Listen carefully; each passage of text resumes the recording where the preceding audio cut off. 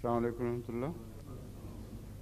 हम चले गए हैं ना फिजा में, आज जल्दी पहुंच गए हैं माशाल्लाह, 5 मिनट से पहले ही। ठीक है,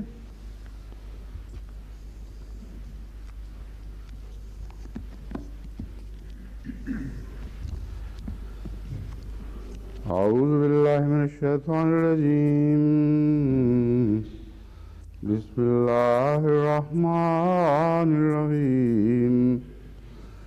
या अय्युहन नासु इत्तक़ू रब्बकुमुल्लज़ी ख़लक़कुम मिन नफ़्सिन वाहिदतिन व ख़लक़ मिनहा ज़ौजहा व बस्स मिनहुमा रिजालन कसीरन व निसाअ वत्तक़ुल्लाहल्लज़ी तसाअलून बिही वल अरहाम इन्नल्लाह कान अलैकुम रक़ीबा।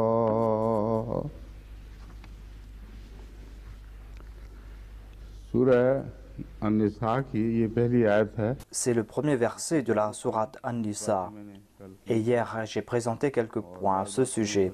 Et aujourd'hui, je vais vous présenter le fruit de mes recherches à propos de ce verset, tout comme je vous l'avais promis. J'ai présenté une traduction de Tasa'aluna. Et j'ai dit que la traduction qui est acceptée et que Tasa'aluna signifie vous vous questionnez les uns les autres. Cette traduction est exacte. Mais je me suis dit que peut-être que Tasa'aluna signifie aussi se poser de nombreuses questions. Mais ce n'est pas le sens étymologique de ce verbe, car la forme est tafa'ula.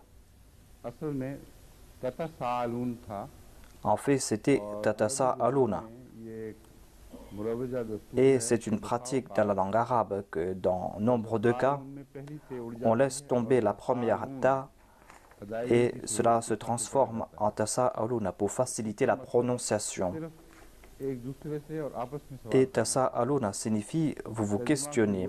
La traduction sera la même que je vous avais présentée auparavant. Et la langue arabe ne nous permet pas de présenter d'autres traductions que celle-là.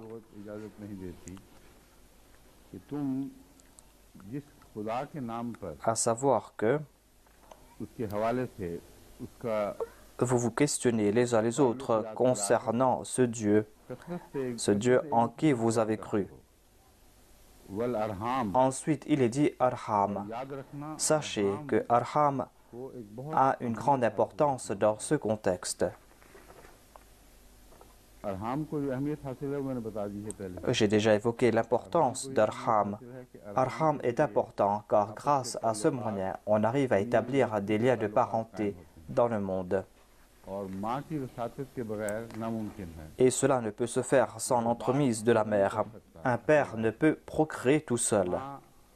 La mère, quant à elle, peut procréer toute seule, car dans le passé, elle l'a fait. Et la procréation passe par l'entremise de cette relation entre les deux époux.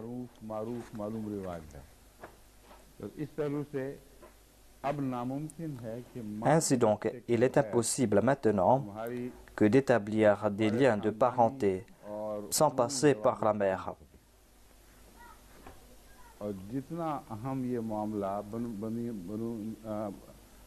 Cette question est très importante concernant les relations entre les fils d'Adam.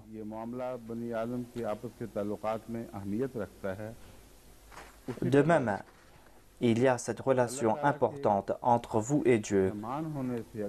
Et si vous voulez établir cette relation entre Dieu qui est Rahman, eh bien vous devez comprendre la relation entre Dieu et ses relations. Quant à ceux qui coupent toute relation de parenté, eh bien ces personnes se détournent de la Rahmaniya de Dieu. Voilà le sujet de Tasa'aluna bihi wal arham. Ensuite, il y avait cette question concernant le livre de Timothée dans les évangiles. J'ai demandé au secrétaire privé de me présenter cet ouvrage et je lui ai dit que je ne connais pas si ce livre se trouve dans le Nouveau Testament. Mais après, j'ai su que c'était la prononciation ourdou. Ce livre s'appelle Timothée. Mais quelqu'un m'a envoyé une note et l'information qu'on m'avait donnée était fausse. Et ce livre ne se trouve pas dans l'Ancien Testament comme moi je l'ai dit là-bas. Cette manière d'agir n'est pas appropriée. Celui qui a envoyé la note devait être certain à ce sujet, devait avoir devant lui ses références et ne pas envoyer cette note rapidement. Et moi-même, je n'avais pas le temps de faire des recherches et j'avais la confiance en cette personne en pensant qu'elle aura étudié cela. À l'avenir, on ne va pas accepter de telles notes. L'imam Sahib doit vérifier les notes qu'on m'envoie et avant de me donner ces notes, il doit être sûr et certain concernant les faits. En tout cas, le livre de Timothée est un livre qui se trouve dans le Nouveau Testament, dans lequel on trouve ces lettres qui ont été envoyées aux chrétiens concernant leur enseignement. Il y a des lettres de Pierre et de Paul, et on trouve donc le livre de Timothée dans le Nouveau Testament.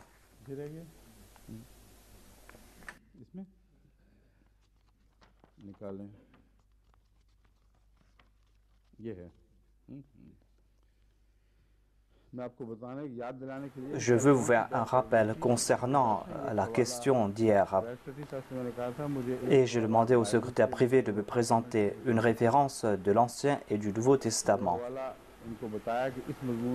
Je lui ai dit que de telles références existent certainement et demandé au groupe de recherche de faire sortir ces références. J'ai mal prononcé le nom Timothée et c'est pour cette raison qu'il a eu ces difficultés. Ainsi donc, dans le livre de Timothée, au chapitre 2, versets 12 à 15, il est dit « Je ne permets pas à la femme d'enseigner ni de prendre de l'autorité sur l'homme, mais elle doit demeurer dans le silence, car Adam a été formé en premier, Ève ensuite. Ce n'est pas Adam qui a été séduit, mais c'est la femme qui, séduite, s'est rendue coupable de transgression. Elle sera néanmoins sauvée en devenant mère. » On trouve ici mention du péché originel. Il est dit « Ce n'est pas Adam qui a été séduit, mais c'est la femme qui, séduite, s'est rendue coupable de transgression. Elle sera néanmoins sauvée en devenant mère. » Comment est-ce qu'elle sera sauvée en devenant mère? Dans leurs commentaires de la Bible, il est dit que lorsque la mère va enfanter dans la douleur, eh bien, ce sera pour elle un châtiment.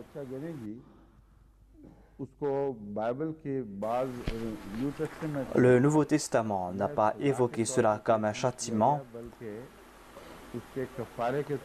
mais on a aussi présenté cela comme une expiation. C'est-à-dire, lorsque la femme va enfanter de la douleur, eh bien, elle va se purifier. On trouve ces complications à la fois dans le Nouveau Testament et cela concerne aussi l'Ancien Testament. Avant d'aller plus loin, je veux présenter un point, à savoir que dans l'Ancien Testament, on ne trouve pas mention du péché originel. L'Ancien Testament a certes déclaré que Ève a été la première à transgresser et il a été dit qu'elle sera châtiée et on a évoqué son châtiment. Mais il n'a pas été dit qu'Adam est né pécheur. On trouve des références contraires à cela dans l'Ancien Testament. Et il est même dit que si les grands-parents ont consommé des raisins aigres, ce ne sont pas nos bouches qui seront aigres.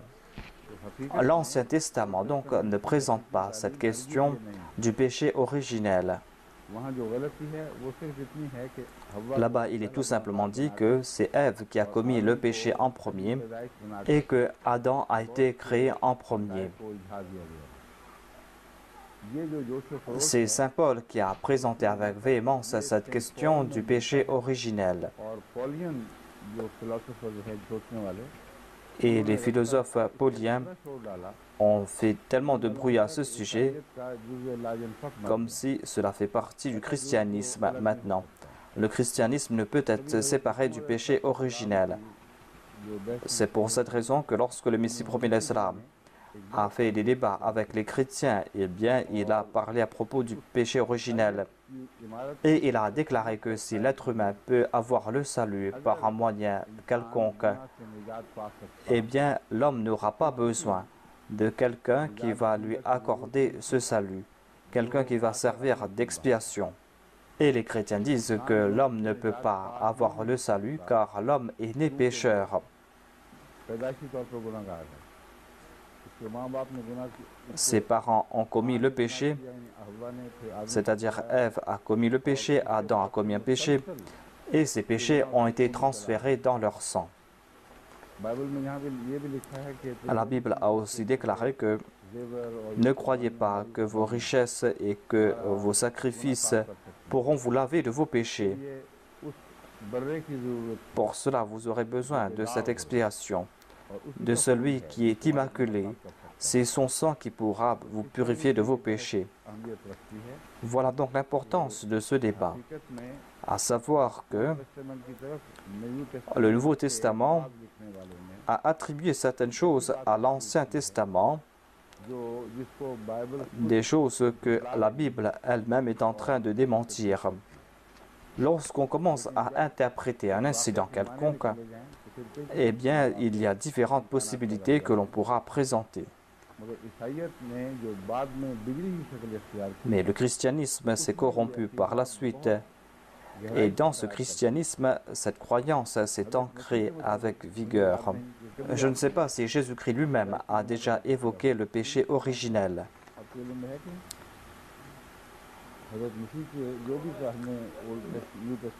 Dans le Nouveau Testament, est-ce qu'on trouve mention du fait que Jésus-Christ aurait mentionné le péché originel? Mais selon moi, il n'a pas évoqué cela même indirectement. Il n'a même pas évoqué la Trinité. Lorsqu'on est en train de parler du christianisme ici, on est en train de parler de ces enseignements qui se sont corrompus par la suite. Et ce n'est pas la peine de chercher de telles références dans les livres authentiques. J'ai demandé à notre équipe de faire une recherche à ce sujet. Ils ont tiré cette conclusion en disant que dans l'Ancien et le Nouveau Testament, on ne trouve pas de telles références concernant les faits que le christianisme nous présente aujourd'hui. On ne trouve pas de telles références dans lesquelles, par exemple, il est dit que Hadrat Isa alayhi salam avait les mêmes croyances, à savoir que l'homme est né pécheur. Je suis en train d'expliquer cela car nous sommes en train de dire que c'est là la croyance des chrétiens, c'est là leur doctrine. On ne doit pas croire que c'est cela l'enseignement de l'Ancien Testament ou que tel était l'enseignement de Jésus-Christ. Aucun prophète de Dieu ne peut présenter un enseignement aussi futile, à savoir que toute personne n'est pécheur. Le Messie, Jésus-Christ, a même aussi déclaré que toute personne portera sa croix, c'est-à-dire que toute personne va porter le fardeau de son péché, tout comme il est dit « La taziru waziratun wizra ukhra ». C'est ce que nous présente le Saint-Coran et Jésus-Christ a dit la même chose. Après ces explications, je me tourne de nouveau vers ce verset du Saint-Coran. Il est dit « Ya ayyuhan nasu taqu rabbakum alladhi khalaqakum min nafsin wahida »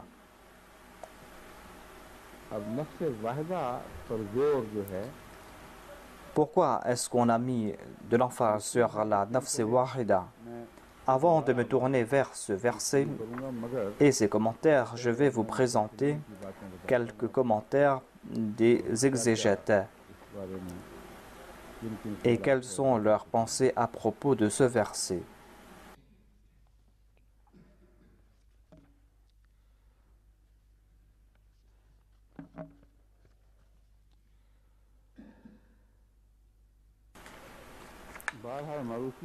En tout cas, le Saint-Coran a rejeté le concept du péché originel. Le Saint-Coran nous fait comprendre que toute personne est responsable de ses actions, toute personne n'est pure et toute personne est née selon la fitra. Et le Messie, Jésus-Christ, a dit la même chose, à savoir que l'homme a été créé à l'image de Dieu. Voilà ce qu'il nous a dit. Le Saint-Coran déclare « Kullu nafsim bima kasabat rahinatun, kullu imrim bima kasaba rahin »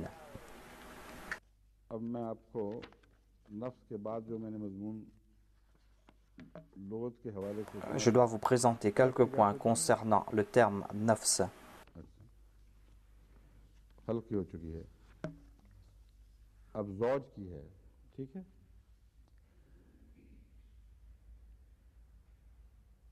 ज़ौज जानदारों में से किसी जोड़े का फर्द Zawj नर हो या signifie मादा le mâle ou le कहलाएगा। femelle dans un couple animal. Par exemple, il dit Thamaniyata azwaj. 8 ज़ौज यानी 8 Cela veut फर्द dire नर और qu'il y a मादा मिलाकर 8 individus mâles et 4 femelles. जोड़े हैं। Il y a en इनके tout उर्दू में हम जोड़े 4 कहते हैं। couples. इन 4 में से Et il y a समानियत 4 अज़वाज mâles मुराद et है 4 4 femelles. जोड़ों के 8 अफराद। करीन Qarin signifie compagnon ou ami.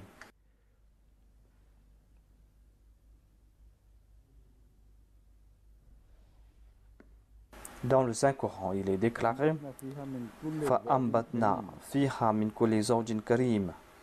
Quran करीम में जो है ज़ौजिन करीम On trouve mention du terme Zawjin Karim dans le Saint-Coran. हर जोड़े का Et Zawj signifie फर्द chaque individu d'un couple. दो ज़ौज यानी एक नर और Deux एक मादा। Zawj signifie le mâle et la femelle. जैसे कि फरमाया वअन्नहु Tout comme il est dit وَأَنَّهُ خَلَقَ الزَّوْجَيْنِ الذَّكَرُ وَالْأُنثَى. Zawj signifie un individu, mâle ou femelle, और ज़ौजैन et Zawjain signifie un couple de mâles et de femelles.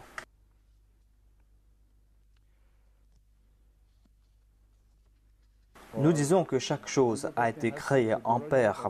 Zawj ne signifie pas couple, c'est Zawjain qui signifie couple. Tout comme il est dit min kulli shay'in khalaqna zawjayn. Nous avons créé des paires de chaque chose. जोड़े पैदा किए हैं। C'est-à-dire il y a une même espèce एक ही किस्म की et il y a deux membres de cette espèce, नर और मादा। le mâle et la femelle.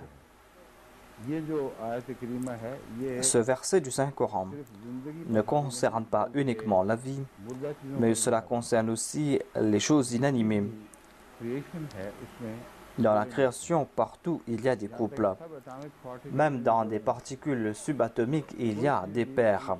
जोड़े के बगैर दरियाफ्त नहीं होती। Partout, on a trouvé des paires. ये फरमाना और मिन Allah a déclaré Min kulli shay'in khalaqna zawjayn. Ce sont des paroles dans lesquelles il y a de grandes vérités. Ensuite, il est dit Fiha min kulli fakihatin zawjan. और उसमें C'est-à-dire qu'il y aura tout type de fruits et ces fruits seront en couple. ज़ौजान मैंने सिर्फ एक Zawjan signifie qu'il n'y aura pas un seul के मुकाबले का type de fruits, mais il y aura des fruits similaires. होगा।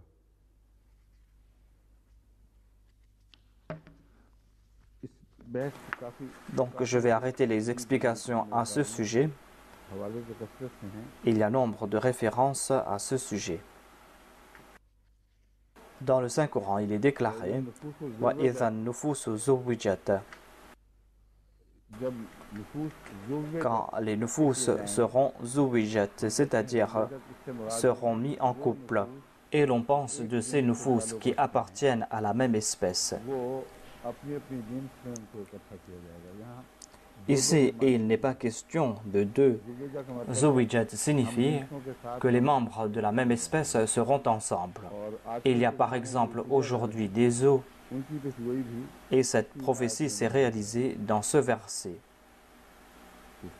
कोई शेरों का Il y a des maisons pour les tigres, तोतों का घर है, il y a aussi pour les perroquets, pour les autres oiseaux. घर में हर सब किस्म के घर हैं। Et il y a tous ces animaux dans des eaux, et les animaux de la même espèce sont réunis ensemble.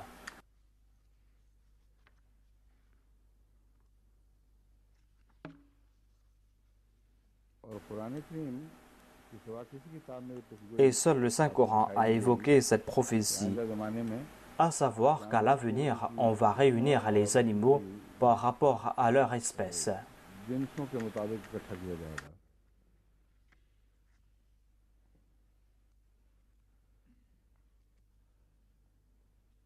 Ensuite, il est dit dans le Saint-Coran, وَزَوَّجْنَاهُمْ بِحُورٍ عِينٍ. हम उन्हें पूरे ईन Et nous leur donnerons pour compagnes de belles jeunes filles aux yeux beaux et grands. रंग की हूरें अता करेंगे। ज़व्वजनाहुम बिहुरिन ईन। Zawj signifie ici qu'elles seront de la même espèce et auront la même forme. On forme un couple de deux individus de la même espèce. जैसा कि ज़ौज के अंदर ये मुस्लिम शामिल होता है। Ce sens est à l'intérieur du terme zawj.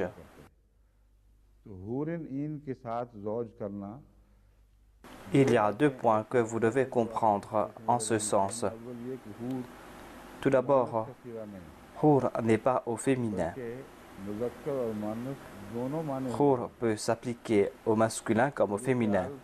Ici, cela ne veut pas dire que seuls des hommes auront des compagnes et que les femmes n'auront pas de compagnes. Et je dois expliquer cela à la lumière de la sourate An-Nisa. L'imam Raghib a expliqué cela लिखते हैं en disant और हम उनके que nous allons leur accorder des hommes बड़ी आंख वाले aux grands yeux et beaux, बड़ी बड़ी आंख वाले et nous allons leur accorder des femmes aux yeux grands et beaux. यानी दोनों के लिए हूर है En tout cas, il y aura des hur pour les deux. और दरअसल ज़व्वजना बता रहा है कि वो Zawajna signifie qu'ils seront de la même espèce. तो जो तफरीक न होगी इसमें तफरीकी फर्क नहीं Il n'y होगा aura pas de différence de la création असल बात यह है कि जिनसी फर्क भी कोई नहीं et il n'y aura pas non plus de différence dans le sexe. Ainsi, il n'y aura pas des hommes et des femmes, c'est-à-dire des individus de sexe différents. जो जन्नत Apparemment, les références concernant le paradis nous font comprendre qu'il y aura des hommes. मसलन बता रहा है Mais Hur nous fait comprendre सिर्फ मर्द पेश नज़र que ici, cela ne concerne pas uniquement des hommes, mais aussi des femmes. तफसीली Mais cela est un autre sujet. तो मेरे नज़दीक तो जन्नत में Selon moi, au paradis, मैंने मुतालिया की है selon mes études, il n'y aura pas de différence sexuelle au paradis. और ये हमारे यहाँ के तस्वुरात हैं Cela concerne le concept d'ici. जो भी फर्क कुछ न कुछ ऐसे जरूर Il y aura certainement des différences, certes, afin que l'on tire plaisir de sa compagne. हम उसका तस्वुर On ne peut pas imaginer cela ici. मगर Mais cette relation entre le mari et la femme ne sera pas हरगिज़ une relation sexuelle. मर्द को औरत से औरत को मर्द से ताल्लुक है एक। Il y aura cette relation entre hommes et femmes, ऐसी होगी mais la forme sera nouvelle, mais ce seront des individus de la même espèce et il n'y aura pas cette différence entre mâle et femelle du point de vue sexuel. Il y aura des couples selon le tempérament de ces personnes कैफियत के मुताबिक et selon leur état. ये मजमून बहुत C'est un sujet très important, गहरा है और अहम है लेकिन इसके मुतालिक इस वक्त मौका mais नहीं ce n'est pas le moment de parler dessus. Inch'Allah, à l'avenir, je vais expliquer cela en détail. Il y a sur terre la chose que nous qualifions comme le plaisir. इसका फलसफा क्या है Quelle est la philosophie du plaisir? Pourquoi est-ce qu'il y a du plaisir en quelque chose?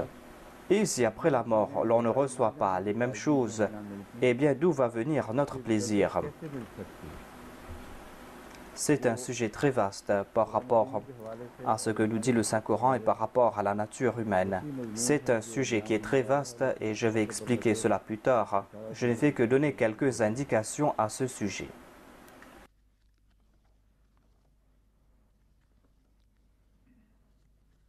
Jeans ज़ौज और आगे है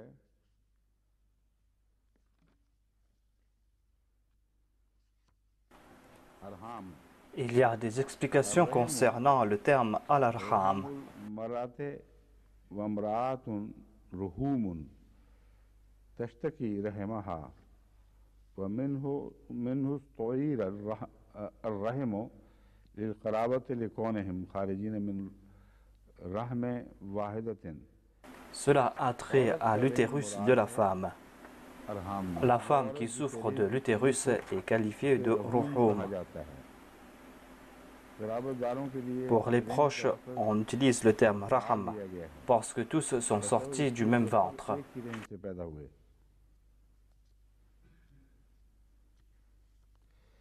ये रहम की बहसें हैं सारी और रहूम पर बहुत जोर डाला गया है On a mis de l'accent sur le terme ruhum dans ces lexiques arabes. हमारे नुक्ते निगाह से बेताल्लुक बहसें हैं क्योंकि On ne va pas discuter à ce sujet रहम वाली औरत को कहते हैं parce que ruhum signifie la femme qui souffre de l'utérus. वो भी अगर रहम की तकलीफ में मुब्तला हो जाएं तो वो रहूम ही कहलाएंगी Il y a des détails qui ont été donnés dans ces lexiques arabes, des explications qui n'ont pas de relation profonde avec les commentaires de ce verset.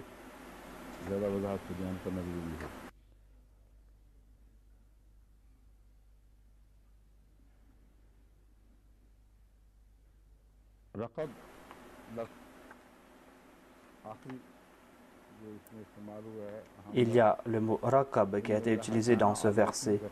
Il est dit Inna Allaha kana alaykum raqiba. Raqaba signifie limiter quelque chose, signifie respecter quelque chose, tout comme il est dit La yarqubu fikum illa wala zimma. C'est-à-dire que ces personnes ne respectent pas leur engagement.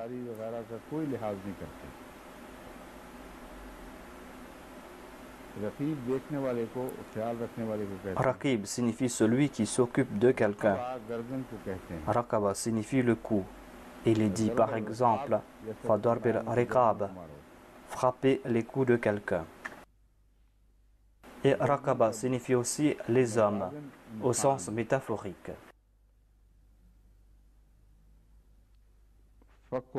Tout comme il est dit Fakku Raqaba, libérer les coups, c'est-à-dire libérer les esclaves. Irtakaba signifie regarder quelque chose avec attention.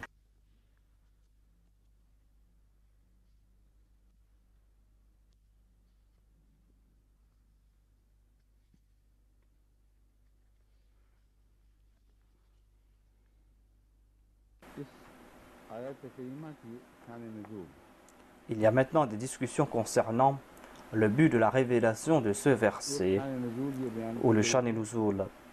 Certains disent que ce verset a été révélé quand le saint prophète Mohammed lui était assis et des personnes nues sont venues le rencontrer en portant leur épée. La plupart appartenaient à un tribu qui s'appelle Madar ou Muzara. Le saint prophète Mohammed lui était fort attristé de voir leur état déplorable. Il est parti à l'intérieur et il a demandé de lancer l'appel à la prière. On s'est préparé pour la prière.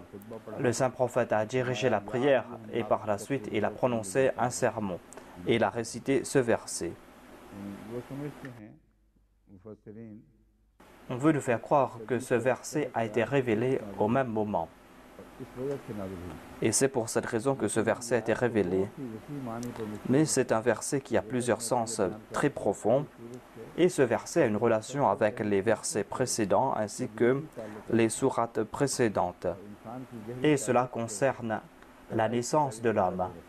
On ne peut pas dire que ce verset a été révélé uniquement parce que le saint prophète avait vu ces personnes en état de dénuement et que ce verset était révélé pour cette raison.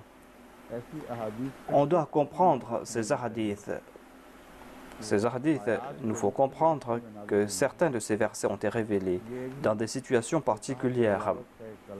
Et c'est là l'éloquence du Saint-Coran. Lors de la révélation de ces versets, il y avait des incidents ou des événements qui avaient une certaine relation avec ces versets. On peut accepter cela dans une certaine mesure. Il serait tout à fait faux de dire que ce verset est lié avec cet incident particulier et que s'il n'y avait pas eu cet incident, il n'y aurait pas eu la révélation de ce verset et que les propos de ce verset s'appliquent uniquement à cet incident et pas à d'autres situations. Il y a des relations entre les versets du Saint-Coran. C'est une relation permanente et libre. Cela n'est pas lié avec un incident, avec le fait qu'il y a eu un incident ou pas. On ne peut pas limiter cela à ces incidents. Si un incident est là et s'applique à ce verset, eh bien on doit accepter cela, certes, mais cela ne peut pas être la raison de ce verset. Il y a quelques exceptions, mais on ne peut pas limiter cela ainsi. La plupart des exégètes se sont basés sur les hadiths ou se sont basés sur certains récits et ont essayé d'expliquer ces versets à la lumière de ces Shan Nuzul ou de ces incidents qui concernent la révélation de ces versets.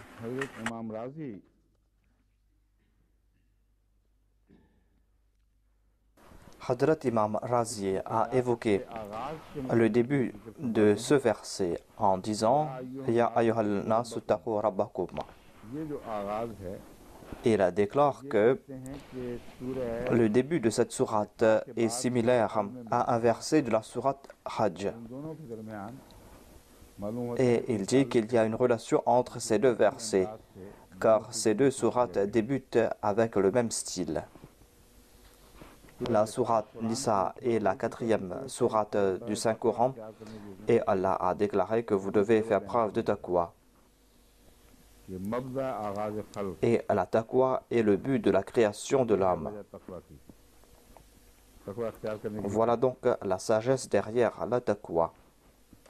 सूरह हज में Dans la sourate Hajj, तकवा के साथ बांध के on a lié un ordre avec la taqwa. Et il est dit dans un des versets Inna zalzalat as-sa'a shay'un 'azim. इससे On a lié la fin avec la taqwa. रहनुमाई होती है ये जो इबारत है कुछ मुश्किल C'est un peu difficile de comprendre ce qu'il a dit, mais je vais vous présenter une explication à ce sujet. Selon l'imam Razi, il y a une relation entre ces deux sourates. है वो ये Et cette relation concerne la première partie de ce verset où il est dit Ya ayyuhan nasu. Dans ce verset où on a enseigné la taqwa. सूरह निसा में जो पहले आई है Dans la sourate An-Nisa, on trouve mention de la taqwa et cette taqwa est liée avec le début de la création de l'homme. हज में Et dans la sourate Hajj, on trouve la taqwa et cette taqwa est liée avec la fin. आगाज एक है C'est-à-dire au tout début, vous devez faire preuve de taqwa तुम्हारा अंजाम एक होगा et vous aurez la même fin, vous allez retourner vers Dieu. इसलिए तकवा C'est pour cette raison que vous devez adopter la taqwa.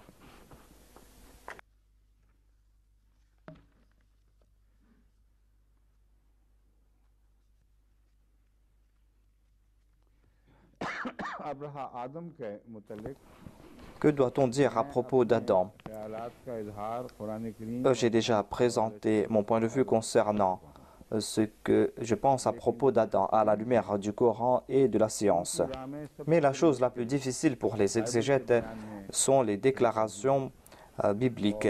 वो समझते हैं कि Et ils pensent que certainement Adam est né en premier et ensuite Ève. इस बिना पर वो बड़े C'est pour cette raison qu'ils se sont embourbés dans ces explications. Ils essaient de fixer la date de la naissance d'Adam. Qui était le premier Adam? Comment était-il né? समझते हैं Ils pensent que le premier Adam a été créé de l'argile, धरा गया tout comme les hommes fabriquent des idoles à partir de l'argile. के बुत बना लेते हैं Et c'est ainsi, pense-t-il, que Dieu a créé Adam. ठीक थी और जब वो अच्छा सा बहुत खूबसूरत सा बन गया Et lorsqu'il était tout beau, करने के लिए फूंक Dieu a insufflé en lui son esprit pour lui donner la vie. Ce concept de la création n'a aucune relation avec l'action même de Dieu. से कोई दूर का भी ताल्लुक नहीं अल्लाह ताला की फेरी शहादत वही L'action de Dieu est ce que j'ai évoqué hier concernant la création. C'est-à-dire, cela a commencé avec l'argile ou la terre, mais la création a passé par plusieurs étapes. है अगर इसकी तफसील में जाऊं तो Je vais prendre plusieurs heures pour expliquer cela en détail. जो अब Mais mon ouvrage sera publié bientôt et il y a tout un chapitre qui a été consacré à ce sujet जो concernant le début de la création, के आगाज le début de la vie et les différentes étapes de l'évolution. गुजरने के ऊपर कुरान और साइंस के हवाले Et ce que nous dit le Saint-Coran et la science à ce sujet. Quand cet ouvrage sera publié, Inch'Allah, को इन मज़ामीन vous allez comprendre davantage ce sujet. ये बात Mais vous devez vous souvenir de ce point, à savoir que certainement dans le Saint-Coran, on ne trouve pas le même concept de la création que l'on trouve dans la Bible, concept que certaines personnes ont déduit de la Bible. को मिट्टी C'est-à-dire qu'Adam a été créé de la terre, il a été façonné, ensuite Dieu lui a insufflé la vue, ensuite Dieu a fait sortir une côte pour façonner Ève. मुफस्सिरीन ने अपनी ताईद में हदीस पेश की है Certains exégètes ont essayé de chercher des hadiths pour soutenir leur point de vue et ils n'ont présenté qu'un seul hadith. बात के खिलाफ है Et ce hadith va à l'encontre de la conclusion qu'il tire. Dans ce hadith, il est dit que n'essayez pas de redresser la femme, car la femme a été créée d'une côte. Si vous allez essayer de la rendre tout droit, cette côte, eh bien, elle va se briser. Ici, on est en train de parler à propos de la sensibilité et de la fragilité de la femme. Et c'est une explication concernant la création de la femme d'une côte. Et même les gens de la Bible n'ont pas compris cela. Et le saint prophète Mohammed lui a expliqué cela, en dépit du fait que le Saint-Coran ne mentionne pas une côte. Ainsi donc, l'on comprend que le saint prophète lui est en train de commenter sur la Bible. Et c'est un commentaire qui est très intéressant. Il a déclaré que la femme est sensible et fragile, comme si elle a été créée d'une côte. Et il y a certaines tortuosités qui sont en fait des signes de sa beauté. Ce que vous croyez être cette tortuosité est en fait un moyen de vous protéger. Car s'il n'y avait pas cette courbe dans la côte, eh bien, cette côte n'aurait pas protégé les organes vitaux comme le cœur. Ainsi, on ne peut pas dire que la femme a été créée d'une côte. Si l'on dit que la femme a été créée d'une seule côte, eh bien que l'on sache aussi que Adam avait toutes ses côtes. Lui aussi était fait de côtes. Si on lui avait enlevé une côte, il n'aurait pas pu se mettre debout.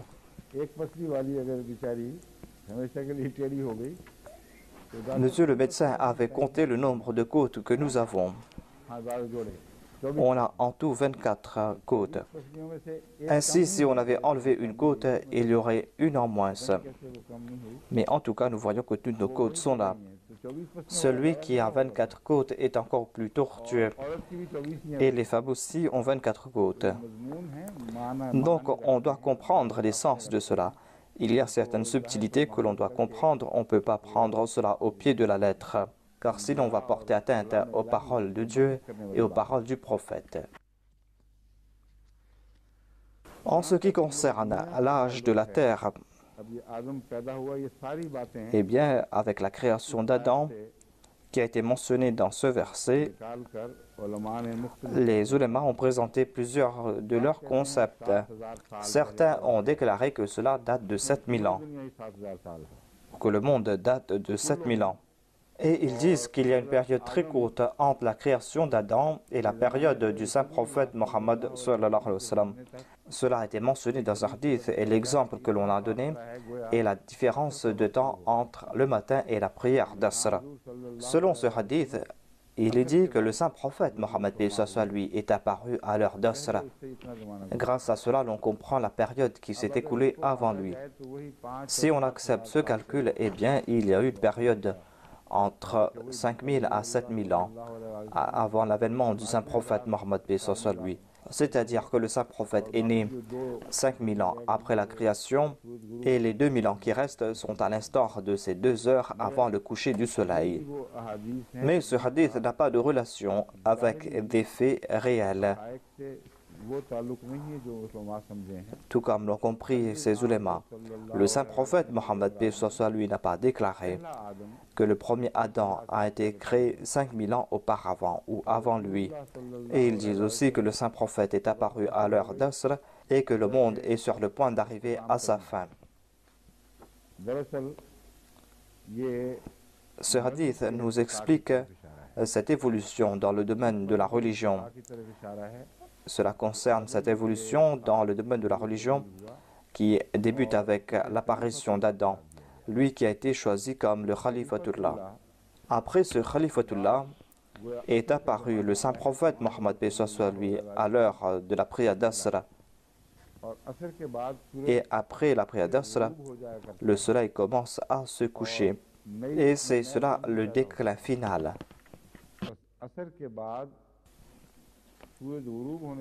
Ainsi, la période entre la prière d'Asr et le coucher du soleil, c'est la période du saint prophète Mohammed lui. Voilà le sens que l'on peut comprendre ici. Et la plupart de ces ulémas ont traduit cela au pied de la lettre. C'est pour cette raison qu'ils se sont mis en difficulté. Et ils pensaient que le premier homme était Adam. Je vais vous présenter maintenant quelques paroles du Messie premier à propos de ce sujet. On lui a posé cette question, à savoir que dans la Bible, il est dit que Adam, ou le premier homme, a été créé sur une terre quelconque et qu'il vivait dans ce pays. Mais ces gens qui habitent aux Amériques, en Australie et partout dans le monde sont-ils les descendants de ce même Adam? Le Messie premier l'Islam a déclaré que nous n'acceptons pas ce point de vue et nous ne suivons pas ce que nous dit la Torah à ce sujet, à savoir que le monde a été créé 6000 ans de cela avec la création d'Adam. Le Messie premier l'Islam a dit 6000 ans parce qu'apparemment il était né au cours de ce 6e millénaire. Ensuite, le Messie premier l'Islam déclare que la Torah dit qu'auparavant, il n'y avait rien, il y avait le néant, comme si Dieu ne faisait rien.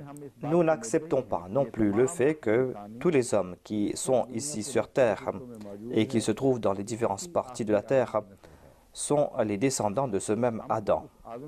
Nous acceptons que les hommes existaient avant même cet Adam, tout comme on le comprend à la lumière de ce que nous dit le Saint-Coran. Le Saint-Coran a déclaré « Inni ja'ilun fil ardi khalifa ». Ainsi, le Messie premier l'Islam a tiré cette conclusion de ce verset. Il n'est pas dit « Inni ja'ilun fil ardi Adam », mais il est dit « Inni ja'ilun fil ardi khalifa ». Khalifa signifie un représentant. Et l'on comprend grâce à cela qu'il y avait d'autres hommes qui étaient sur terre avant Adam. Et Dieu voulait placer son représentant parmi eux. Voilà le sens de ce verset. Ainsi, il n'était pas question de créer le premier homme, mais il y avait des hommes qui existaient et Dieu voulait placer parmi eux son représentant. Le Messie premier l'Islam déclare que « Je ne peux rien dire à propos de ceux des Amériques et de l'Australie. Sont-ils les descendants de cet Adam ou sont-ils les descendants d'un autre Adam ?» Et le Messie premier l'Islam a cité Hadrat Muhyiddin ibn Arabi.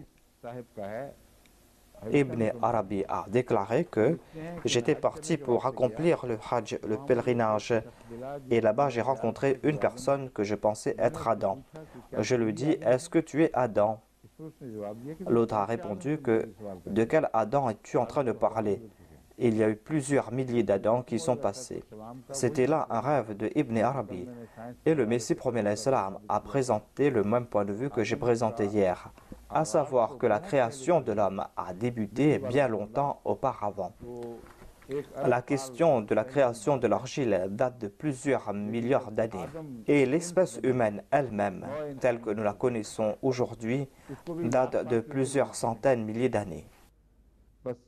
Ce sera une grande injustice envers le Saint-Coran que de limiter ainsi le concept de la création du monde. Et cela n'a pas été mentionné dans le Saint-Coran. Et les gens ont mal compris les versets de la Bible et ont attribué cela au Saint-Coran. Ces exégètes l'ont fait par méconnaissance et ce n'était pas un péché de leur part.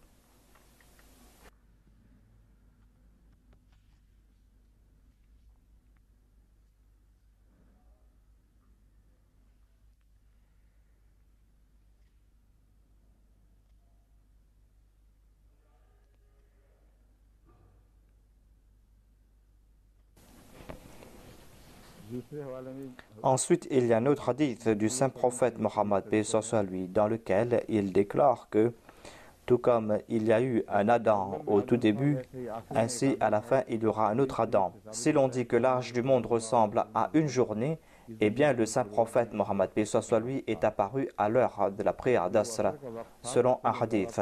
Grâce à cela, l'on pourra comprendre combien de temps il nous reste. Certains hindous ont posé cette question au Messie premier l'Islam, en disant que selon l'Islam, la création du monde a débuté avec la création d'Adam, c'est-à-dire 6000 ans de cela. Le Messie premier l'Islam a déclaré que cela est faux. Le Saint-Coran ne déclare pas que ce monde date de 6000 ans. C'est là la croyance des chrétiens. Et dans le Saint-Coran, à propos d'Adam, Allah a déclaré « Inni ja'ilun fil ardi khalifa ». Et le khalifa est celui qui suit quelqu'un, celui qui est le représentant d'un autre. Cela nous fait comprendre qu'il y avait d'autres hommes avant Adam. Et Adam fut leur représentant. Ainsi donc, le Messie premier l'Islam nous a présenté un point subtil à la lumière de ce verset. Et cela mérite notre attention. Il a déclaré qu'ici, il dit qu'il est le khalifa. Et il est le khalifa de ceux qui l'ont précédé. C'est-à-dire, Dieu ne l'a pas placé comme son représentant uniquement, Mais on peut comprendre aussi à la lumière de ce verset que Adam est le khalifa. Khalifa est celui qui suit quelqu'un, qui succède à quelqu'un. Et on comprend cela à la lumière d'autres versets du Saint-Coran. Le Saint-Coran a utilisé le terme khalifa pour quelqu'un qui a succédé à un autre, tout comme il est dit dans le Saint-Coran qu'on va vous faire succéder à d'autres personnes. Et vous serez les successeurs des autres. Le Messie promet l'Islam déclare qu'il y avait des créatures avant Adam. Et Adam est venu succéder à ces créatures ou à cette création. Grâce à ce commentaire, l'on comprend davantage certains points. Il n'a pas déclaré qu'il y avait des hommes avant Adam. Il a déclaré que cela prouve qu'il y avait d'autres créatures avant Adam. Et il y a un autre verset du Saint-Coran que je ne vais pas citer ici, mais que je vais présenter plus tard, Inch'Allah, quand j'aurai l'occasion. Grâce à ces versets, l'on comprend davantage ce sujet, à savoir qu'avant l'existence des hommes, il y avait d'autres créatures qui étaient là et l'homme est venu succéder à ces créatures. Ces créatures ont évolué et sont arrivées à ce stade où Adam est apparu et il fut leur représentant ou leur successeur sur la terre. C'est-à-dire que la terre est tombée sous son contrôle. Ainsi donc, toute forme de vie en existence à la fin d'une période devient le successeur de cette période. Ainsi, graduellement, étape par étape, la vie progresse. Et le dernier successeur fut l'homme. Voilà un des sens de successeur. Et Khalifatullah est un sens qui a été évoqué dans le Saint-Coran. Mais cela a été mentionné du point de vue religieux. Cela ne concerne pas la création physique.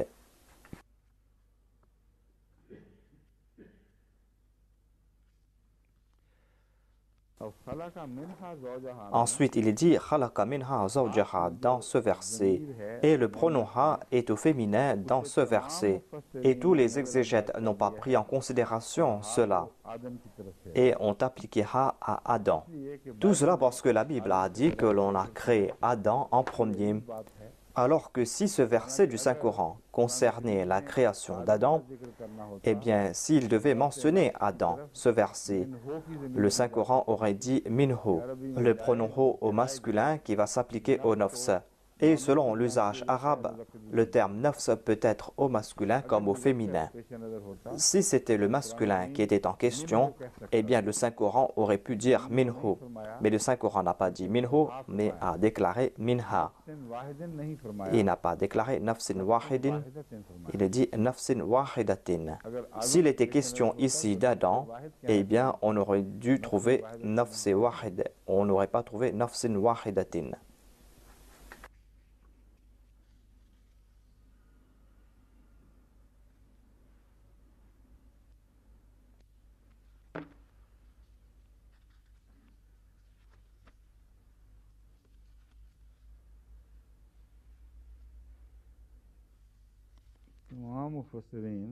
Les exégètes disent que Zawj signifie Ève et ils disent qu'il y a deux références concernant la création d'Ève d'Adam. Partout, il a été dit Zawj minha et ces exégètes disent que cela concerne la création d'Ève. Alors que minha voudrait dire que Ève a été créée d'Ève ou la femme a été créée de la femme. À la lumière de ce verset, on ne peut pas dire que la femme a été créée de l'homme. Zawj est au masculin et minha zawjaha signifie que de ce nafs wahida qui est au féminin, on a créé son père, c'est-à-dire l'homme. On ne peut pas présenter d'autre sens à cela. Cela est impossible. Comme je l'ai déclaré, ils ont été influencés par la Bible et se sont égarés pour cette raison. Et ils ont présenté un autre sens. Dans tous ces anciens commentaires, on a répété la même chose.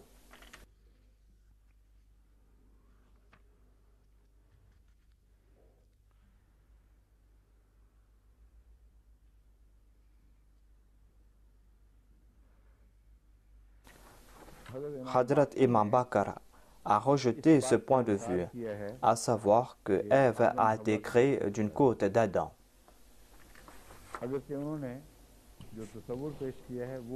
Le concept qu'il a présenté lui-même ne repose sur aucune preuve, aucun argument. Mais en tout cas, il avait cette perspicacité de rejeter le fait que Ève a été créée d'une côte d'Adam. Ainsi, il a rejeté ce point de vue. Dans le Tafsir Safi, il est dit de l'imam Bakr qu'on lui a demandé de quoi Dieu a créé Ève. Et l'imam Bakr a demandé quel est le point de vue des hommes à ce sujet. On a répondu que les gens disent qu'Ève a été créée de la côte d'Adam. Et l'imam Bakr a déclaré que non, c'est tout à fait faux. Il n'en est pas ainsi. Et à ce sujet, on présente un autre hadith du saint prophète Mohammed sallallahu alayhi wa sallam. C'est un hadith pour nous faire comprendre l'autre hadith où l'on trouve mention de cette côte. Je n'ai pas la référence ici devant moi. Selon ce récit, il est dit que Dieu a façonné quelque chose de l'argile et l'a placé dans sa main droite. Et les deux mains de Dieu sont les mains droites. Cela ne veut pas dire que Dieu a une main droite et une main gauche, mais ces deux mains sont des mains yamin, c'est-à-dire toute sa force se retrouve dans ses mains. Ainsi, de cette boule de terre, Dieu a créé Adam, et de ce qu'il a resté de cette boule de terre, Dieu a créé Ève. Nous allons devoir nous tourner vers le hadith original pour comprendre cette question de l'argile qui est restée. Sinon, l'on comprend que même parmi les anciens aïmas, parmi lesquels il y avait l'imam Bakr, et lui, il n'a pas accepté le fait que Ève a été créée d'une côte d'Adam.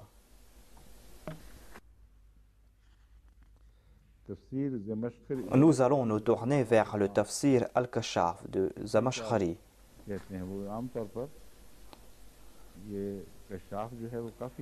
Dans la plupart des cas, le tafsir Kashaf est quelque chose de plus acceptable.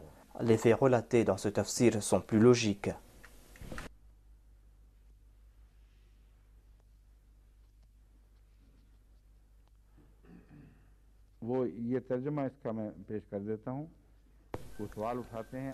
L'exégète a déclaré que si vous dites que selon le contexte, on encourage à faire preuve de taqwa et d'accomplir ces actes qui vont rendre la taqwa obligatoire,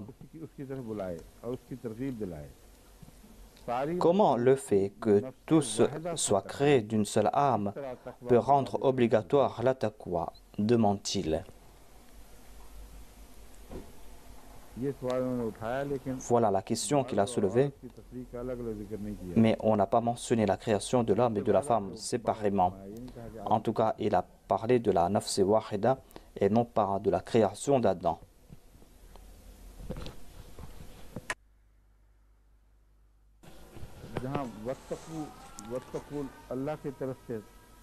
Il est dit « Wattaqullaha ». Au tout début de ce verset, il est dit « Ya ayyuhannasu ttaqu rabbakum ». Arhamakum est le complément. Et comment est-ce que wattaqu s'applique à arhamakum? On trouve mention de tasa'aluna bihi, c'est-à-dire que vous vous questionnez les uns les autres en prenant le nom d'Allah. S'il était question d'arham ici, de ces relations de parenté, eh bien, dans la langue arabe, on aurait trouvé la même déclinaison concernant Allah et Arham. C'est pour cette raison qu'ils disent Arham ici a pour flexion finale Fatha ou A. Cela veut dire qu'Arham est le complément d'un verbe quelconque. Je peux dire par exemple, j'ai pris la page. Moi, je suis le sujet et ces pages sont les compléments d'objets. Les pages qui ont été prises. Ainsi, arham est le complément d'un verbe qui l'a précédé. Et il est dit que wattaqu, ya ayyuhannasu ttaqu rabbakum.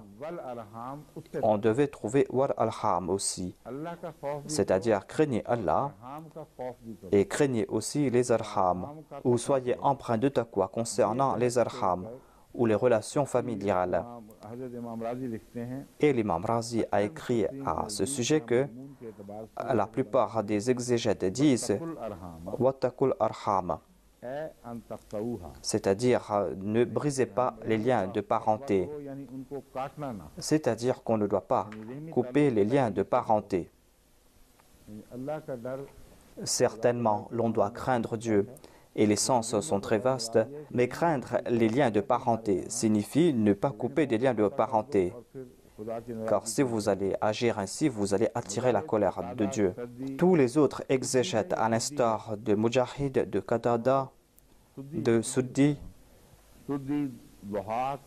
et Ibn Zayd et les autres exégètes sont d'accord avec cela. Ainsi donc, Arham est le complément, tout comme il est dit Ittaqullaha wattaqul arham. Faites preuve de taqwa concernant les liens de parenté et ne coupez pas les liens de parenté.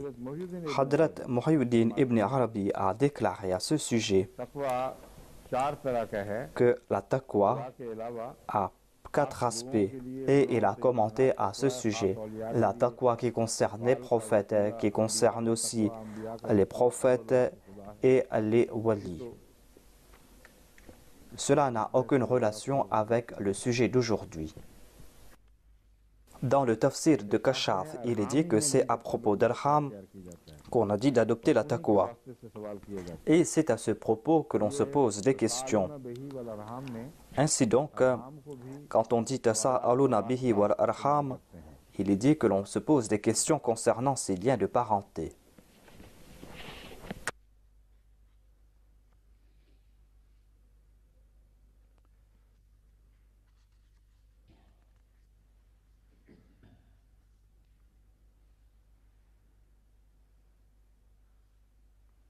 यहाँ सवाल ये पैदा होता है कि क्यों इन्होंने अरहाम को Ici, dans ce verset, il est dit Tasa'aluna bihi wal arham. Est-ce qu'on peut dire Tasa'aluna billahi wa bil arham? Si arham termine avec la flexion A, c'est-à-dire fatha, eh bien le sens sera tout autre. Imam Sahib, pouvez-vous faire une recherche à ce sujet?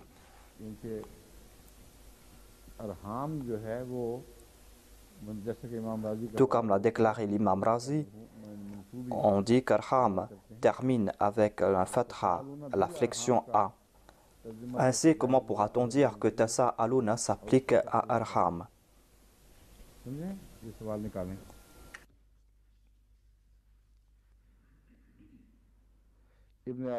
Selon Ibn Abbas, Rahim a trait avec le trône. Quand quelqu'un qui maintient les liens de parenté vient le rencontrer, eh bien il est content, c'est-à-dire Dieu est content et lui parle. Et Dieu ne parle pas avec celui qui coupe les liens de parenté.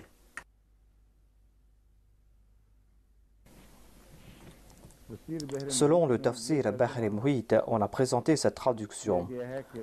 Il est dit que Tasa'aluna bihi wal arham signifie que l'on demande au nom d'Allah et on demande aussi au nom d'Arham. Cette traduction a été présentée parce que dans la langue arabe, il y a cet usage Unshiduka billahi wa bir rahimi, c'est-à-dire je jure au nom d'Allah et je jure aussi au nom de Rahim, c'est-à-dire des liens de parenté. Je jure au nom d'Allah et je jure au nom des relations de parenté.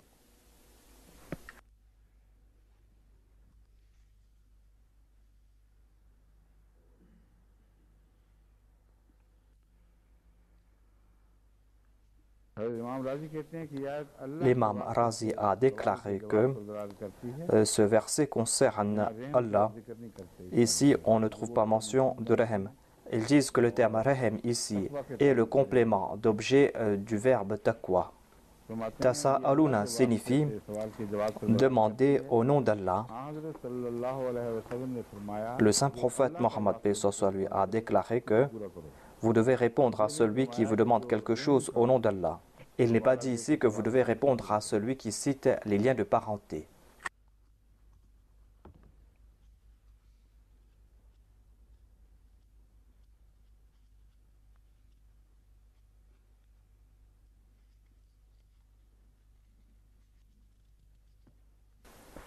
बाकी हदीसें और भी बहुत सी हैं। Il y a d'autres hadiths qui ont été présentés ici. मेरे ख्याल में हमने जो लुग़वी बहसें और Je pense que nous avons pris beaucoup de temps pour expliquer ces mots qui ont été utilisés dans ce verset et certains points à propos de ce verset. Si je continue dans ce sens, eh bien, au cours de ce ramadan, on ne pourra que présenter que quelques versets. C'est pour cette raison que maintenant, je vais commenter sur ce verset. Il est dit, « Ya ayyuhan nasu taqu rabbakum » « Ô vous qui croyez, craignez Allah, craignez votre Seigneur. » Ici, il est dit « ayyuhan nas ». Ici, on est en train de s'adresser à l'humanité tout entière. L'orientaliste Weri a tiré cette conclusion que ce verset concerne la période mécoise parce que le Saint-Coran s'adressait à l'humanité et qu'à Médine, on s'adressait aux Juifs en disant les Ahl Kitab. Cette conclusion n'est pas logique. À Yohannas, on trouve cela mentionné dans le Saint-Coran tout entier et cela présente la naboua internationale du Saint-Prophète Mohammed b. lui. Et cette sourate est une sourate médinoise et dans le premier verset on trouve cela à Yohannas. Cela nous fait comprendre que le Saint-Prophète a été envoyé à l'humanité tout entière et il s'adresse à l'humanité tout entière en leur faisant comprendre qu'ils doivent faire preuve de taqwa. Ensuite il est dit Rabbakum alladhi khalaqakum min nafsin wahida. Quelle est la relation entre cette partie et la taqwa? Voilà la question essentielle qui a été soulevée. Il est dit que vous devez adopter la taqwa. Mais pourquoi cela? Tout simplement parce qu'il vous a créé d'un seul être. Et il a aussi dit Al-Arham, les liens de parenté. Selon moi, il n'y a pas de difficulté pour comprendre cela, comme le disent ces exégètes. Il y a un point important qui concerne la justice, c'est-à-dire le fait de considérer les hommes comme égaux. Et en disant Nafs Wahida, on nous fait comprendre que l'humanité a une seule origine et qu'il y a un seul Adam. D'autre part, on a enlevé toute différence de race, de couleur. Et il est dit qu'on doit adopter la taqwa en ayant compris cela. Et il est dit que si vous allez mettre en exergue vos différences de race, si quelqu'un a été injuste envers un autre, eh bien, vous devez avoir la crainte de Dieu au cœur. Car votre Seigneur qui vous a créé sait très bien qu'elle n'a pas accordé supériorité à l'un d'entre vous sur les autres. Supériorité de race, supériorité personnelle. La supériorité est née de la taqwa. Et ainsi, on doit présenter ce point important. Vous devez faire preuve de taqwa car vous êtes tous égaux. Si vous avez fait des distinctions entre vous, eh bien vous allez vous écarter de la taqwa. Et en citant les relations de parenté, il est dit que vous devez faire preuve de taqwa concernant ces relations familiales. Car vous êtes tous égaux par rapport à vos liens de parenté. Il y a donc deux références concernant l'égalité. Il y a tout d'abord le fait que l'on appartient à la même espèce, le fait que l'on soit sortis tous de la même matrice. Cela nous fait comprendre que l'on ne doit pas faire preuve d'injustice les uns à l'égard des autres, car Allah sait très bien qu'il vous a créé dans des formes différentes, mais cela n'est pas un signe de supériorité. Vous êtes tous les enfants du même Adam. Et à une toute petite échelle, il est dit Arham, ces liens de parenté, c'est-à-dire l'on doit comprendre cela par rapport à ces liens de parenté. Vous devez respecter ces liens de parenté parce que vous avez une seule mère. Si vous avez fait des distinctions par rapport à ces liens de parenté, eh bien sachez que cela déplaît à Allah. Et puisque la création a une relation avec la Rahmaniya, à travers le Nafs Wahida, vous avez établi cette relation avec Dieu. Et c'est Dieu qui a créé tous les êtres humains et c'est lui qui vous a créé d'une seule vie au tout début. Il est dit ici que si vous allez respecter ces liens de parenté en raison de votre relation avec votre mère माँ का लिहाज करते हो, si vous allez respecter votre mère, माँ की मोहब्बत ही है जो बाकी et c'est l'amour pour la mère qui se divise en cet amour que l'on ressent pour les autres, eh bien sachez qu'en fin de compte, ने तुम्हें पैदा c'est cet amour que vous devez ressentir pour Dieu. C'est lui qui vous a créé et qui vous a créé d'une seule vie. Le premier Khalik, le premier créateur, c'est lui qui vous a créé et vous devez éprouver un plus grand amour pour lui. Et si par rapport à votre mère, vous éprouvez de l'amour pour vos frères et vos sœurs, eh bien pourquoi vous n'agissez pas de la même manière envers l'humanité tout entière, l'humanité qui a été créée par Dieu lui seul? Voilà le sujet de Taqwa qui a été évoqué dans ce verset. और इन अल्लाह काना अलैकुम Ensuite, il est dit Inna Allaha kana alaykum raqiba. Dieu nous fait comprendre que vous ne devez pas oublier Dieu. Dieu ne vous a pas oublié. Certainement, il est en train de vous surveiller et il est en train de regarder vos actions नतीजा निकलेगा et il va vous montrer les résultats de vos actions तो खौफ नहीं खाओ si vous n'allez pas éprouver de la crainte de Dieu. Ici, le sens de taqwa signifie crainte. La taqwa signifie aussi avoir Dieu en tête lorsqu'on accomplit de bonnes œuvres, काम करना, c'est-à-dire faire preuve de justice, अमाल बजा लाना, accomplir de bonnes œuvres. Cela est un premier sens du taqwa. Taqwa signifie aussi craindre le châtiment. दूसरे तक Et le terme raqiba a attiré notre attention vers ce deuxième type de taqwa. Dieu est en train de vous enseigner cela, c'est-à-dire vous devez accomplir de bonnes œuvres, vous devez craindre Dieu. मगर अगर तुमने ऐसा ना किया Si vous n'agissez pas ainsi, eh bien sachez, Inna Allaha kana alaykum raqiba, Dieu est en train de vous surveiller. और इस सूरत में इत्तकू का मतलब है Et ici, ittaqu signifie que vous devez craindre Dieu. नहीं डरोगे। Si vous n'allez pas craindre Dieu, eh bien vous allez mériter ce châtiment.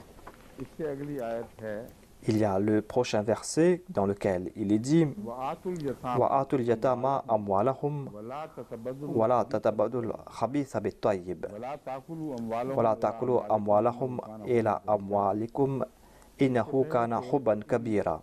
अल्फाज की तफसील बयान करूं लुगत के हवाले से Avant de commencer à commenter sur ce verset, je veux expliquer la relation क्या ताल्लुक entre ce deuxième verset et le précédent. यतामा Il est dit dans ce verset Wa atul yatama amwalahum wa la tatabadalul khabitha, उनके अमवाल दो et donnez-leur bien aux orphelins et n'échangez pas le mauvais pour le bon. लेकर तैयब हाथ से न छोड़ दो तजबदुल खबीसा बितय्यब कि तुम Wala tatabadalul khabitha bit-tayyibi. N'échangez pas le mauvais pour le bon. चीजें कबूल कर लो ये दुरुस्त नहीं है ये जुल्म न करना वला Ne commettez pas cette injustice.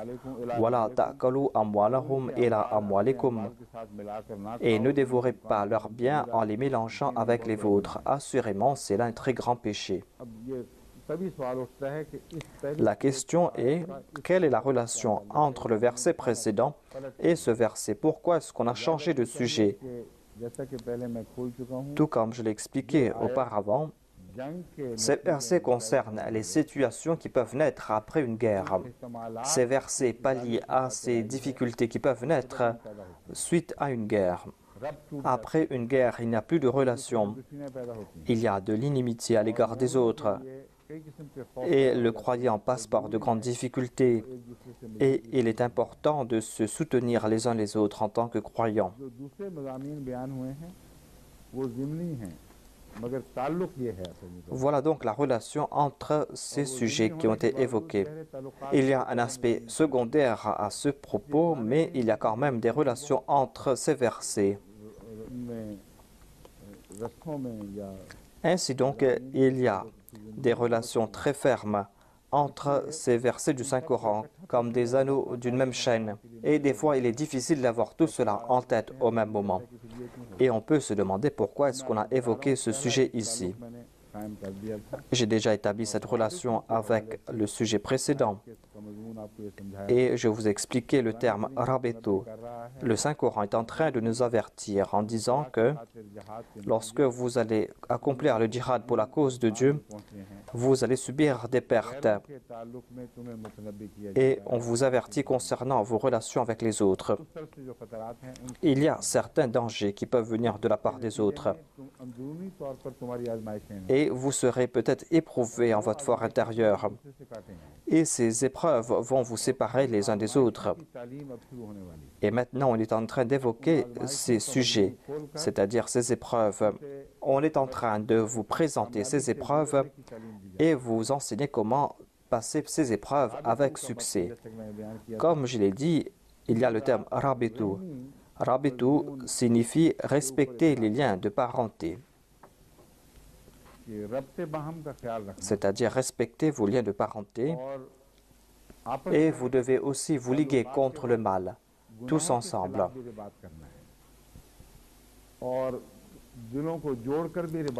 Et vous devez aussi lier vos cœurs. Vous devez lier ces familles brisées, car la guerre a divisé la société. Cela crée des difficultés immenses. Ainsi, après avoir présenté les relations familiales, on trouve mention des orphelins. Et il est dit que ces orphelins sont les résultats de ces guerres.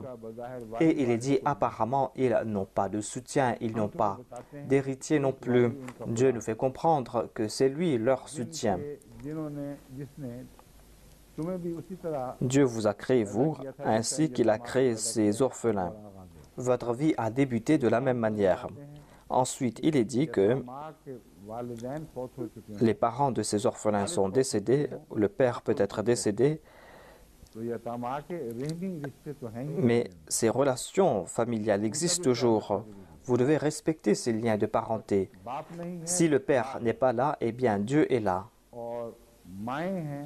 Si la mère existe toujours, eh bien vous allez devoir respecter vos devoirs envers elle. Et nombre d'exégètes n'ont pas compris cela et pensent qu'il n'y a pas de relation entre ce verset et le verset précédent. Il est dit « Atul yatama amwalahum » accordez aux orphelins leurs biens, car ils n'ont pas de père. Mais sachez que Dieu est leur gardien. Et Dieu est le gardien, et vous allez devoir respecter vos devoirs envers ces orphelins. Si vous croyez que personne ne vous regarde et que vous commencez à consommer leurs biens, eh bien sachez que c'est comme si vous êtes en train de mélanger quelque chose de pur avec quelque chose d'impur. Vos biens sont purs car cela est le fruit de vos sueurs. Mais lorsque vous allez mélanger cela avec les richesses des autres, cela veut dire que vous allez abandonner votre bien qui est pur pour prendre les biens d'autrui. Ainsi, tous vos biens seront impurs. Il n'est pas dit que vous avez donné ce qui est pur pour prendre quelque chose qui est impur. Personne n'agit ainsi. Lorsque, avec malhonnêteté, on prend aussi des biens illicites, eh bien, ce qui était pur n'est plus pur maintenant. Et ainsi, l'échange a été complète. Ces biens qui étaient purs entièrement se sont transformés en biens impurs. Voilà donc l'avertissement qui a été donné ici. Il est dit wala ta'kulu amwalahum ila amwalikum, c'est-à-dire ne dévorez pas leurs biens en les mélangeant avec les vôtres. Wala ta'kulu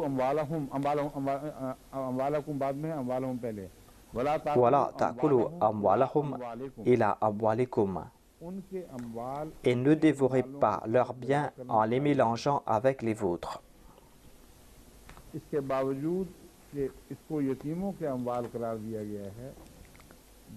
Il est dit que ce sont là les biens des orphelins, mais les versets qui vont suivre vont dire que ce sont les biens des orphelins ainsi que les biens du peuple tout entier.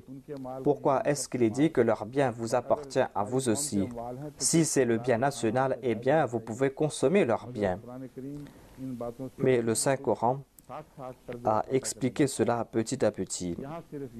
Ici, il veut dire que le bien impur, il est dit que vous ne devez pas échanger ce qui est pur pour ce qui est impur. Cela veut dire que lorsque vous allez mélanger les biens des orphelins dans vos biens, eh bien vos biens seront impurs. Innahu kana huban kabira. Il est dit assurément, c'est là un très grand péché auprès d'Allah.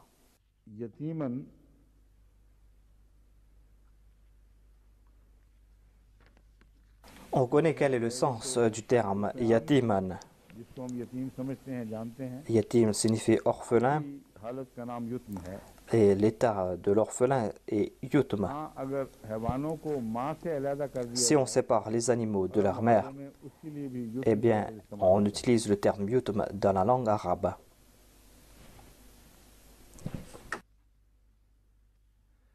Baytul Yatim signifie cette maison qui a été séparée. Betul यतीम कहते हैं बैतुल यतीम Baytul Yatimun signifie la maison avec laquelle on a coupé toute relation. बस इस पहलू से यतीम के हकूक में ये बात भी दाखिल Ainsi, l'on comprend ce point, à savoir que अलग न छोड़ दिया करो il ne faut pas abandonner les yatamas, les orphelins. ताल्लुक न रहे किसी का आना जाना Il ne faut pas abandonner ces maisons. बराह रास्त अम्वाल के जिम्मेदार हैं Il y a ces orphelins qui ont des biens, जिनका वाली mais qui n'ont pas de tuteur ni d'héritier. On doit craindre Dieu dans de telles situations car c'est Dieu qui est leur soutien. के अलावा मौजूद है यतीम लफ्ज़ के मानों में ये बात दाखिल है Et il est dit par rapport aux orphelins qu'on ne doit pas les abandonner complètement. गोया Il ne faut pas couper tout lien social avec les orphelins, tout simplement parce qu'ils n'ont pas de père. इसीलिए C'est pour cette raison que dans la langue arabe, on applique le terme yatim pour toute chose individuelle, toute chose qu'on a abandonnée. यतीमतुन Duré yatim signifie une perle de grande valeur qui est sans pareil. इसलिए हज़रत सल्लल्लाहु C'est pour cette raison que le saint prophète Mohammed paix soit sur lui a été qualifié de Duré yatim. Cela ne veut pas dire qu'il a été abandonné par les hommes, mais cela veut dire qu'il est une perle qui n'a pas de pareil. यानी तन्हा इन मानों में है C'est-à-dire qu'il est tout seul, qu'il n'a pas d'exemple pareil.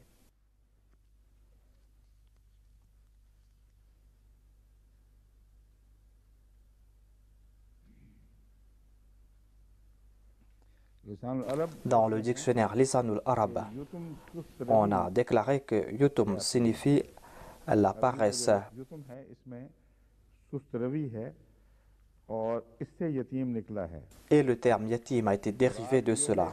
Cela veut dire que ताल्लुकात में ceux qui sont paresseux par rapport aux orphelins. इख्तियार करते हैं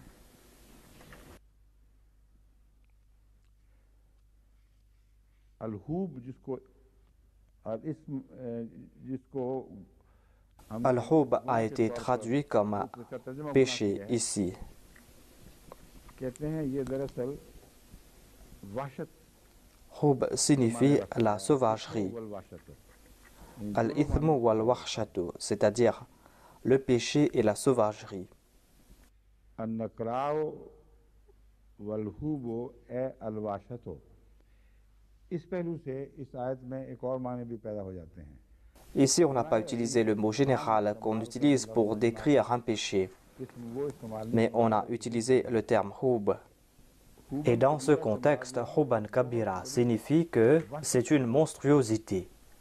Cela veut dire que c'est une malveillance, वाशियाना तर्ज अमल c'est une action infâme. तुमने रहमी रिश्तों का ख्याल न रखा Si vous n'avez pas respecté les liens de parenté, किए एक दूसरे के et si vous vous êtes traité injustement, si vous n'avez pas respecté les liens de la société, बड़ा गुनाह शुरू eh bien ce sera un très grand péché aux yeux d'Allah. इन्नहु काना हुबन कबीरा Il est dit innahu kana huban kabira. के माल के हवाले से हुब का लफ्ज़ Ici, on a utilisé le terme hub par rapport au bien de l'orphelin. मुराद ये Et il est dit que si la société abandonne les orphelins, eh bien ce sera une monstruosité. इंसानी Ce sera quelque chose qui va à l'encontre des valeurs humaines. और बहुत ही Ce sera un acte d'une très grande monstruosité. वाशियाना हरकत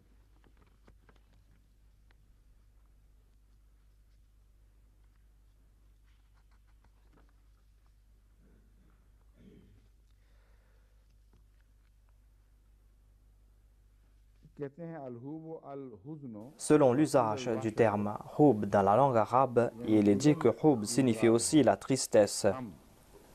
और वाशद भी कहा जाता है। Hub signifie aussi la sauvagerie. हुजन कबीरा हुजन के मानों में ये बनेगा Et Huban Kabira signifiera que ce sera quelque chose qui va causer une grande गम और tristesse, दुख की बात है कि तुम ऐसी हरकत à savoir que vous n'allez pas vous occuper des orphelins.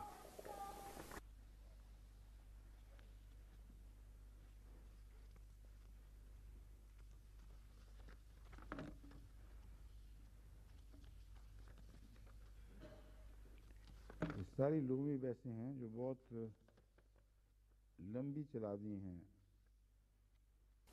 Il y a beaucoup de détails concernant l'étymologie de ce terme et les exégètes ont fait beaucoup d'efforts à ce sujet.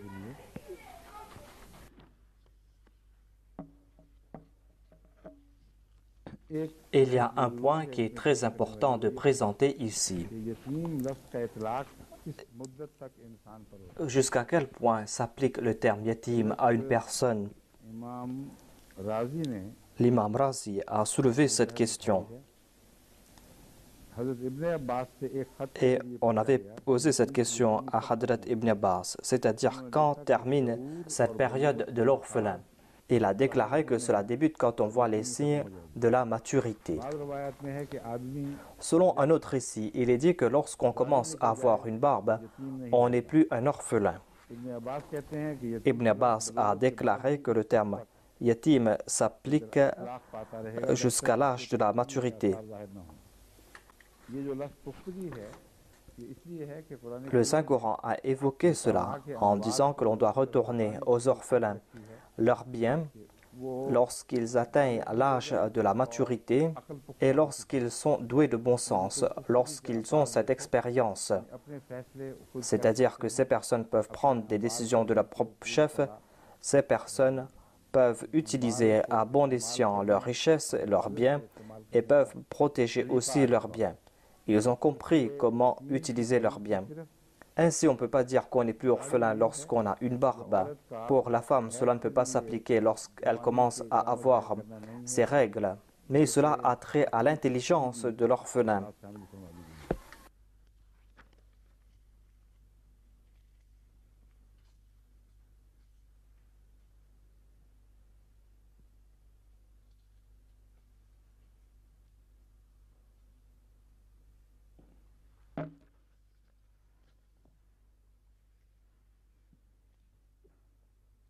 Certains anciens exégètes ont aussi évoqué le Shan Nuzul, ou le but de la révélation de ce verset, et ils ont déclaré que ce verset s'applique à une personne de Rafan. अब देखें कितनी अजीब बात है। C'est quelque chose de très étrange. है इतना वसी Ce sujet évoqué ici est très vaste. Cela concerne une situation générale, mais ici, के शौकीन ceux qui sont intéressés par le Shan Nuzul sont en train de limiter ce verset à une personne de la région de Radfan.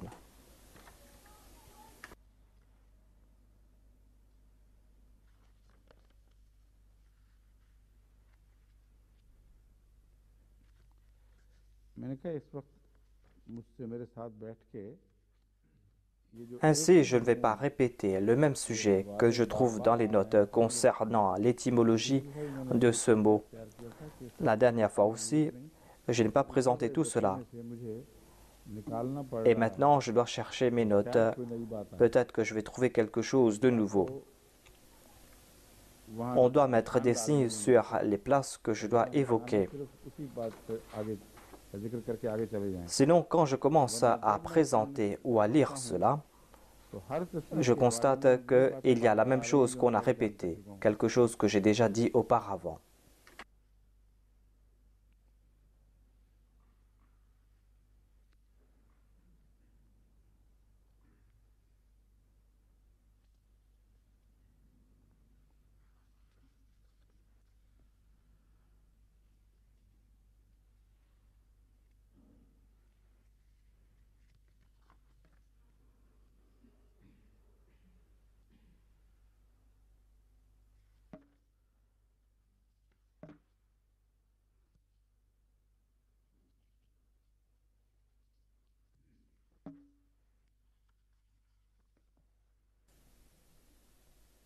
तफसीर में तो इसके सिवा कोई और Il n'y a pas de point intéressant concernant les tafasirs.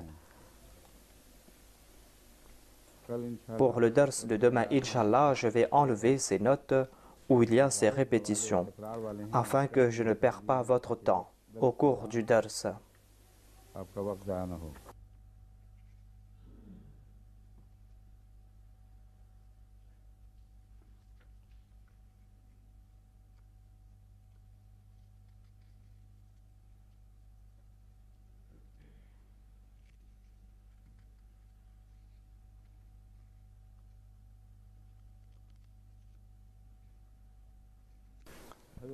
Le Messie premier alayhi salam a présenté un point très pertinent qu'il a déduit du style de ce verset.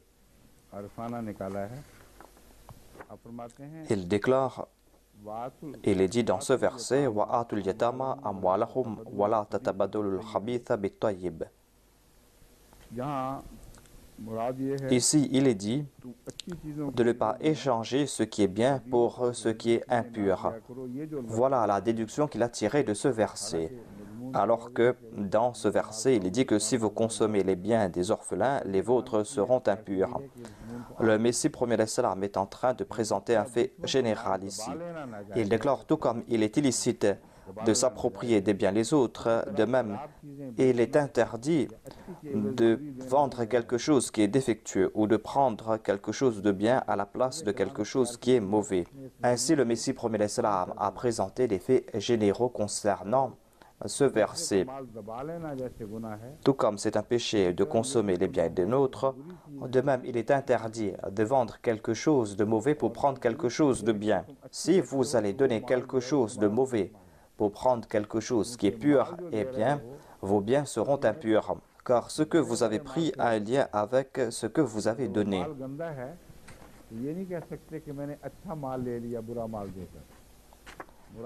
Il veut tout simplement nous expliquer que la transaction que vous avez faite va vous causer de la perte.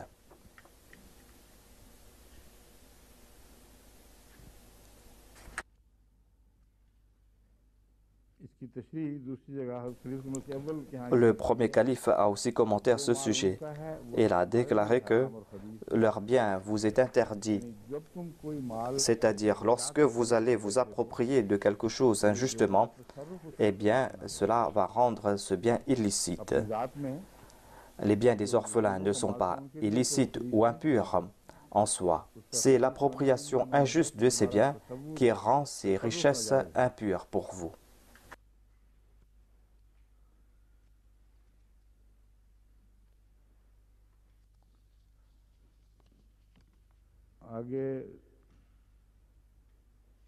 आगे फिर वो दूसरी आयत शुरू कर देते हैं हज़रत मुस्लिम मौत के हवाले में मेरा ख्याल है सरे 10 Voilà tout ce que je vais dire à propos de ce verset. Et dans le prochain verset, il est dit وَآتُوا الْيَتَامَى أَمْوَالَهُمْ وَلَا تَتَبَادَلُوا الْخَبِيثَ بِالطَّيِّبِ وَلَا تَأْكُلُوا أَمْوَالَهُمْ إِلَى أَمْوَالِكُمْ إِنَّهُ كَانَ حُبًّا كَبِيرًا. आयत कौन सी है तीसरी आयत चौथी आएगी ना वइन खिफ्तुम वक्त हो चुका है अच्छा जी बाकी इंशाल्लाह फिर Je vais compléter ce verset demain. के लिए मैं Pour aujourd'hui, je voudrais présenter mes excuses ये जो दफ़ा मेरे हाथ में car j'ai toutes ces références dans les mains मैंने जो हदायत की हुई है कि et j'ai donné cette directive que जो हवाले हैं on va présenter quelques points de ces exégètes. कि मैं देखकर Je ne voulais pas répéter ce qui était dit parmi les exégètes et je voudrais présenter quelques points nouveaux par rapport à ces exégètes. क्योंकि Mais puisque j'ai pris beaucoup de temps pour expliquer autre chose, इसलिए मुझे वक्त j'ai pas eu le temps de regarder ces références et de séparer ces références. कल इंशाल्लाह Demain, Inch'Allah, nous n'allons pas perdre du temps avec ces répétitions. होगा जहाँ तक मेरी कोशिश होगी Je vais faire des efforts en ce sens. थोड़े वक्त में ज़्यादा आयात Et en peu de temps, nous allons commenter sur davantage de versets. अब इसको आपकी जिम्मेदारी है ठीक है C'est votre responsabilité à vous.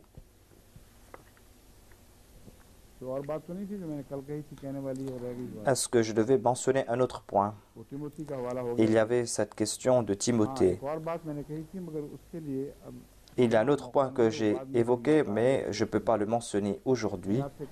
J'avais dit que dans le Saint-Coran, on est en train de mentionner la femme de manière graduelle. Ces commandements du Saint-Coran forment toute une chaîne. De même, on voit la même évolution dans les ordres du Saint-Coran qui ont été mentionnés dans le Saint-Coran. Il y a des commandements qui ont été donnés par rapport au premier peuple et ensuite par rapport à l'islam. Mais je ne peux pas commenter sur ce seul verset en parlant à ce sujet. J'ai déjà préparé les notes à ce sujet. Je vais vous présenter cela, Inch'Allah, à l'avenir. अब आज आपने वक्त लेना है मुझसे, हैं? क्योंकि जगह मैं अकेला बैठा तो ज़्यादा वक्त लग जाएगा, आपकी मदद से जल्दी जल्दी काम हो जाएगा, ठीक है?